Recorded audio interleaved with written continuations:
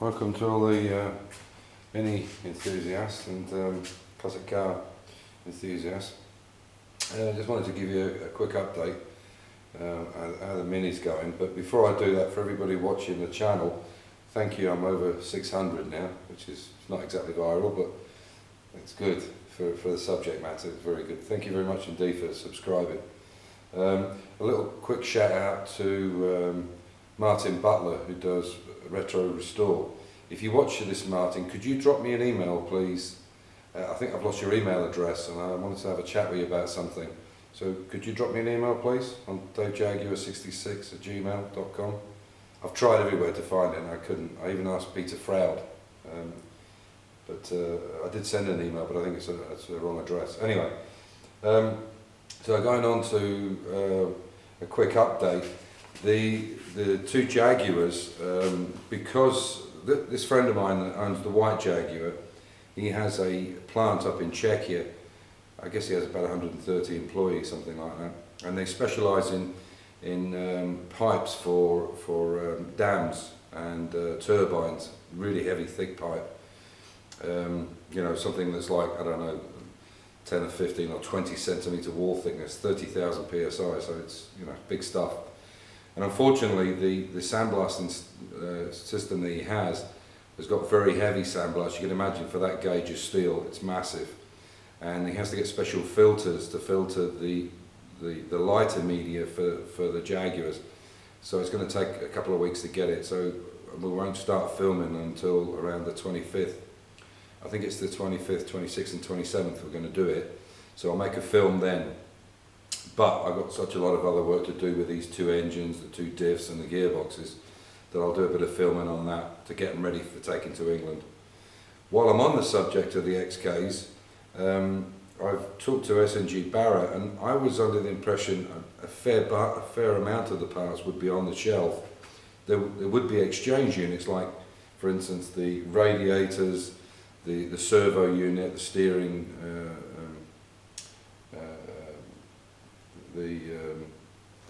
not the steering box, but the name's eluding me now.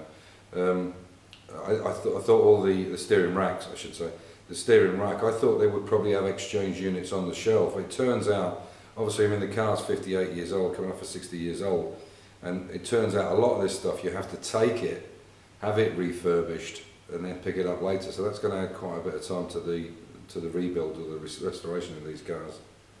Anyway, so that's it. So I'm going to take you over to the Mini now, which is what the subject of this video was supposed to be about. And what I've done is I've actually taken off, I managed to recover the A-frame, the wing, and I've been very careful in taking them off. They're not in bad condition. I could, for the price of these parts, it's not a big deal. I could probably gone out and got new parts, but you know, with the big 13-inch rims, especially with the Yokohama tyres on these sports pack arches, you have to cut the arch out anyway, and I just think it's a bit crazy to buy a brand new wing and then cut the arch out. So they're in fairly good condition and I can repair any little bits. One of the things I said in my last video was I was talking about the heritage bodies, and I was actually wrong. I said it was £5,000, but they're actually they're 5,830, but with VAT they're 6,996, so 7 grand. So, you know, £7,000, yeah, I mean, you know, you could do a lot of work for that at home. But if you had to do, I believe if you had to do all this work that I'm doing now to get this car right, and you weren't doing it yourself, you were taking it to a garage, I don't know what the rates are in the UK or America or wherever, but let's say it's £50 an hour. I mean, I know some people that do heritage cars or do classic cars where it's 150 more. So, you know, if you work that out for all this amount of work, the shell would be not much more money, because I bet you would probably be looking at the best part of £4,000 to £5,000 to do everything that I'm doing on the body, let alone taking all the windows out and all the new seals and everything else. It just wouldn't be economically viable. So it's something to think about. This is a Mini Sport, and they have all the parts that I need, and fortunately they're quite reasonable. Anyway, enough of that. I'll take you over and show you what I've got and see some of the bodges that have been done to this car. Anyway, here we go. So this is the condition of it now. So I've got, as I say, I managed to get off that A panel there. It's in quite good condition, and somebody actually made that from the wing that they cut off, and they just stuck it. They just stuck it with silicone. There's so much silicone in this car, it's unbelievable. Anyway, but I can recover that A panel. Again, the wing is in pretty good condition. There's very little filler in it. There's no patches at all. So I will use it again. So here you can see how somebody has put this piece in and repaired it, and really badly. You know, I mean, the welding's crap for a start off. It's pretty poor. It doesn't even look like it's penetrated properly. Anyway, you can still see where some of the MIG wire is stuck in there. Look here and here. It's pretty piss poor repairs to it.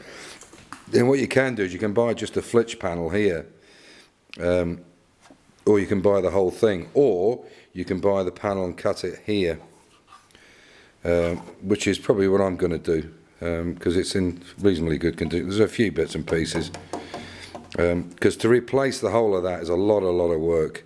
You know, you've got to get all these spot welds out here and so on. So I've taken down one side just to show you. But every panel, now, for instance here, the front, you can see this is really atrociously welded. I mean, you know, it's a real bodge. And I'll take you around the other side. And the reason I took one off is I wanted to show you just the reason I've gone to this point of taking it all out, apart from the rust, which is bad anyway, is how badly the wings were put on. Really poorly put on. And you can see there's quite a gap there, and that's because this panel is not in line. So if you're doing the front of a car, you can't just put the panels on it and think that they're going to line up along here. That won't work. What you have to do is you have to put the subframe back in and line it up properly. If you don't do that, you're going to get it squint. So I'll take you over on the other side, but you can see, I mean, that's really poor. I'll take you on this other side and I'll show you what I mean about how bad the welding is. So you can see that the way that is put on, it's just been tacked a little bit on the end. They just tried to, sorry, it's quite, you can see there, they just tried to stick a bit of a tack on it, bit of a tack. And here it's the same, you can still see all the bit welding wire. It's really quite pathetic. I mean, this should be, when these seams are put together, there should be a hole in one side and you should be spot welding it all the way along. But, and you can see it's been fairly poorly done. I mean, when I look actually at some of these panels, I think what I might do is just buy the whole thing and redo it. But I did manage to save it. And, you know, a sure sign of the problems with these things is when people if you go to a Mini and it's got lots of filler in there or lots of silicone, you know, it's for sure it's been bodged.